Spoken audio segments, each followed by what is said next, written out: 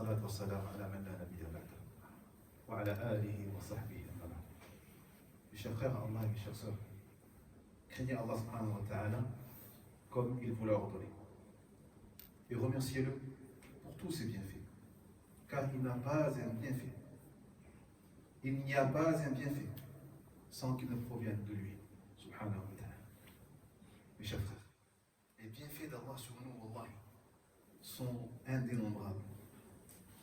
Nous devons en être reconnaissants et nous en servir pour faire le bien, afin qu'il perdure et afin qu'il se multiplie et grandisse davantage.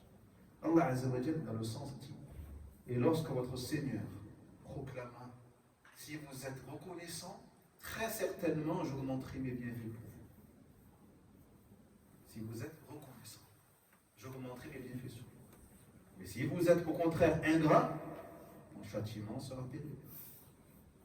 Et parmi ces plus grands bienfaits sur nous, le fait qu'Allah Azza wa Jal nous ait donné des maisons, un toit sous lequel nous nous abritons et nous vivons, alhamdulillah, sous lequel nous nous reposons, nous nous réchauffons du froid et nous protégeons de la chaleur.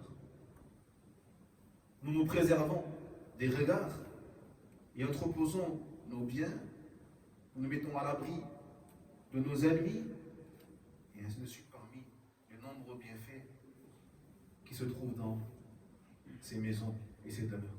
Allah Azza wa Jal dans le sens dit, et Allah a fait de vos maisons une habitation, sakana. Tout comme il vous a procuré des maisons faites de peaux de bêtes que vous trouvez légères le jour où vous vous déplacez et le jour où vous campez. Il a donc mentionné en premier les demeures qui sont fixes, les demeures fixes, stables, qui ne bougent pas. Car ceci est la base. Elles sont une habitation dans laquelle l'homme se repose, après avoir été fatigué dans sa journée, après avoir fait des déplacements. Des maisons dans lesquelles il s'éloigne de ce qui le rend nerveux pour pouvoir trouver la paix. C'est pour ça qu'Allah Azza wa Jalla les a appelés sakana. Ce bienfait est donc un des plus grands bienfaits. Et pensez à ceux qui n'ont aucun toit, qui n'ont pas d'endroit où dormir, où se loger. Dans quel état pensez-vous ces gens-là se trouvent? Dans quelle situation ces gens-là se trouvent? Alors que vous, alhamdulillah, bien, vous êtes dans des appartements, des maisons, des pavillons, des logements, neufs, équipés, éclairés, climatisés, avec de l'eau froide, potable et de l'eau chaude. Ce sont des bienfaits, wallahi, de la part d'Allah. N'oublie jamais. Cela ne sera jamais une routine ou une chose normale. Chaque goutte d'eau que tu utiliseras facilement, chaque fraîcheur que tu trouveras, chaque repos que tu vas trouver chez toi, est un bienfait d'Allah subhanahu wa ta'ala immense. Et cela doit susciter en toi le shukr, le remerciement, pas la routine ou l'habitude, c'était normal, comme si tu le méritais parce que tu as travaillé. C'est un bienfait d'Allah, c'est une grâce d'Allah subhanahu wa ta'ala qui t'a donné, car beaucoup ne l'ont pas. Car beaucoup n'ont pas cela. Beaucoup ont un toit, mais n'ont pas forcément accès à l'eau, par exemple. Vous connaissez l'état, notamment dans certains pays musulmans, où l'eau n'est pas H24 disponible. Il faut attendre que l'eau elle arrive. Tu as l'eau H24, eau froide, eau chaude. Tu kiffes la climatisation. Combien ne l'ont pas, subhanallah. Un moyen. Les frères, Allah, tu dois remercier Allah pour ça. Tu dois louer Allah pour ça. Et la maison du musulman doit être différente, par contre. Et parmi les remerciements, parmi les choses par lesquelles tu vas remercier Allah, eh bien le fait que tu dois faire de ces maisons, de tes maisons, une maison différente de celle des autres, qui ne sont pas croyants ou soumis comme toi à Allah.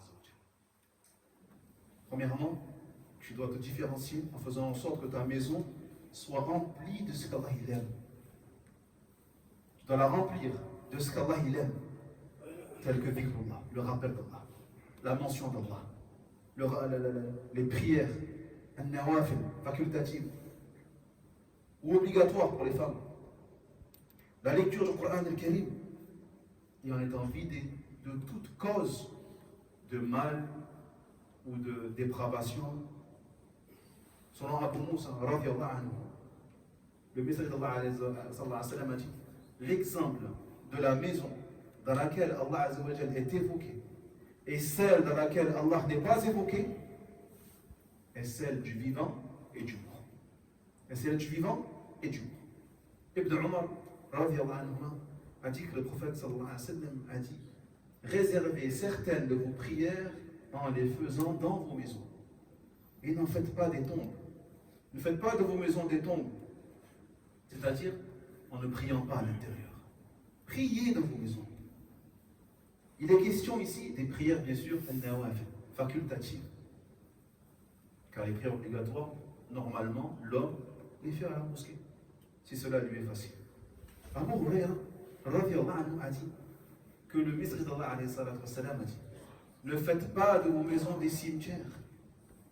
Et le shaitan s'enfuit de la maison dans laquelle est lue la sourate Al-Baqarah. Il a dit également vous devez prier dans vos maisons, car la meilleure prière pour la personne est celle qui est faite chez elle, excepté pour les obligatoires. Al-Maktoub. Il incombe donc aux musulmans de faire vivre sa maison et de l'illuminer par le rappel d'Allah. Quand tu es chez toi, illumine ta maison. Avant de l'illuminer avec de belles lampes, masha'Allah, de beaux plafonniers, illumine-la par le rappel d'Allah. Car Allah, ça ne sert à rien de l'illuminer, de la décorer, de l'embellir, si tu ne l'embellis pas par le rappel d'Allah. Subhanallah. Illumine-la par la parole La ilaha illallah, subhanallah, Allah akbar, walillahi alhamd. Et aussi par as-salawat. Prie, qiyam al-layl. Prie qiyam al-layl. Prie salat al-duha. Prie salat al-nawafil, prie.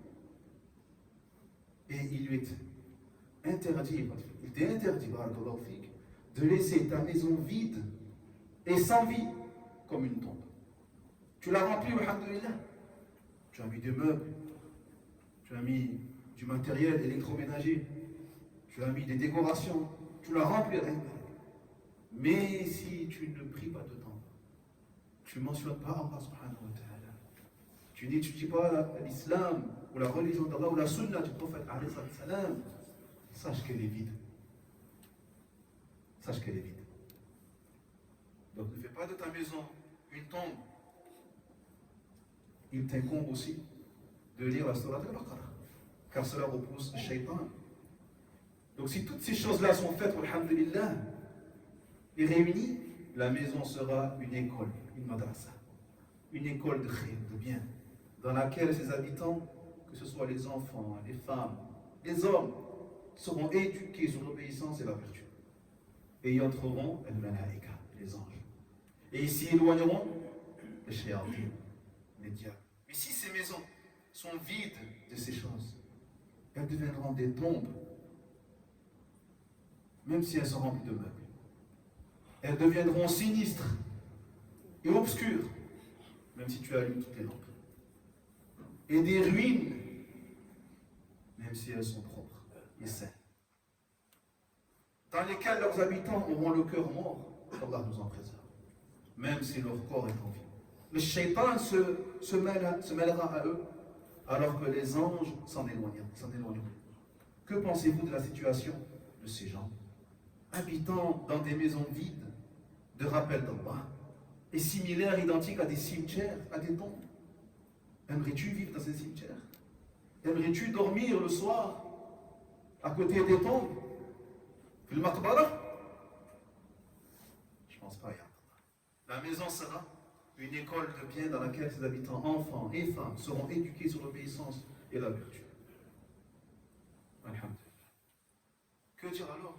si on y ajoute des causes menant au mal et au péché, tels que les films de débauché, les films qui appellent à l'impudeur, qui appellent au zina, qui appellent au mal, qui appellent au vol, qui appellent au mensonge, montrant des images de gens dévergondés devant tes enfants, devant ta femme, ou encore des clips de musique et de chansons de débauché qui aboutissent à des passions, à l'idolâtrie, à l'euphorie, à la désobéissance à Allah subhanahu wa ta'ala. Dans ces maisons, il y a ceux qui ne font même pas la prière. Qui ne font même pas la prière. Et délaissent, négligent les prières du vendredi ou les prières en groupe. Le prophète, alayhi salatu wassalam, avait songé à incendier les maisons de ceux qui délaissaient la prière en groupe. Il avait songé à incendier les maisons de ceux qui délaissaient la prière en groupe. Pas de ceux qui délaissent la prière, mais de ceux qui prient chez eux et qui ne venaient pas à la mosquée prier avec eux. Subhanallah, que dire alors? Qu'aurait-il pensé? Qu'aurait-il pensé faire de la maison de ceux qui ne font même pas la prière? Nihaï. Craignez Allah, mes frères. Et prenez soin de vos maisons et de votre foyer afin qu'ils deviennent des maisons islamiques, propres, pures, vivantes, du rappel d'Allah Azza wa Jal et de son adoration, et éloigner d'elle tout ce qui s'oppose au comportement de l'islam et amène au péché et incite au péché. Dans le sens d'Allah subhanahu wa ta'ala, il dit, en effet, vous avez dans le message d'Allah un excellent modèle pour quiconque espère en Allah et au jour dernier et invoque Allah fréquemment. واعلموا يا اخوتي في الله ان الله امركم بالصلاه على رسوله عليه الصلاه والسلام وقال ان الله ملائكته يصلون على النبي يا ايها الذين امنوا صلوا عليه وسلموا تسليما اللهم صل على محمد وعلى ال محمد كما صليت على ابراهيم وعلى ال ابراهيم انك حميد مجيد وبارك على محمد وعلى ال محمد كما باركت على ابراهيم وعلى ال ابراهيم انك حميد مجيد واعلموا ان خير الحديث كتاب الله تبارك وتعالى وخير الهدي هدي محمد صلى الله عليه وسلم وشر الامور محدثاتها وكل محدثه بدعه وكل بدعه ضلاله وكل ضلاله في النار. ان الله يامركم بالعدل والاحسان وايتاء ذي القربى وينهى عن الفحشاء والمنكر والبغي يعظكم لعلكم تذكرون فاذكروا الله العظيم الجليل يذكركم واشكروا على عموم النعم يزدكم ولذكر الله اكبر والله يعلم ما